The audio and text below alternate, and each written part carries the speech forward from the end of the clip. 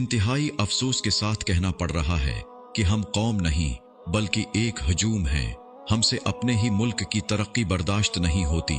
जब इंडिया का चंद्रयान मिशन चांद के लिए रवाना हो रहा था तो इंडियन इस बात पर फख्र करते थे कि हम चांद पर जा रहे हैं, लेकिन अब जब हम चांद पर जा रहे हैं तो हम इस चीज का मजाक उड़ाते हैं। मैं ये देखकर हैरान हूं कि हिंदुस्तानी इस मिशन के लिए पाकिस्तान की नेक ख्वाहिशात का इजहार कर रहे हैं, लेकिन इसके बरअक्स पाकिस्तानी मनफी तबसरे कर रहे हैं।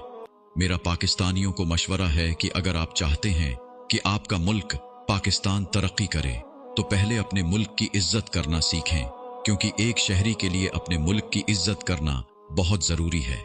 मैं जानता हूं कि पाकिस्तान गरीब मुल्क है, लेकिन हम पाकिस्तानियों को इसका इल्जाम पाकिस्तान पर नहीं लगाना चाहिए। अब इस मिशन का इस बात से क्या ताल्लुक है कि हम भूख से मर रहे हैं और सुपारकू अपनी सैटेलाइट चांद पर भेज रही है। सुपारकू इदारे का बुनियादी मकसद क्या है? अगर सुपारकू का बुनियादी मकसद यही है तो फिर तनकीद और एतराज क्यों? अगर आप इस इदारे से इसके अलावा और एक्सपेक्ट कर रहे हैं तो आपको यकीनन इलाज की जरूरत है। हम आटा सस्ता करने के लिए पाकिस्तान के हुक्मरानों को वोट देते हैं, सो हमें तवक्कुआत भी उनसे ही रखने चाहिए, न कि सुपारकू से। सुपारकू इदारे पर मैंने तनकीद भी की है, लेकिन इस वक्त तनकीद की नहीं बल्कि उसके साथ एंजॉय करने का वक्त है। तमाम चीजों को एक साइड पर रखकर इस मूवमेंट को एंजॉय करें। इस वक्त सारी दुनिया की आंखें चांगी 6 मिशन पर हैं। ये अगरचे चीन का मिशन है, लेकिन इसमें एक IQ-Q नामी पाकिस्तानी सैटेलाइट भी है। ये मिशन चांद के लिए रवाना हो चुका। ये मिशन वहां पहुंचते ही हमारी IQ-Q नामी सैटेलाइट से अलग होगी।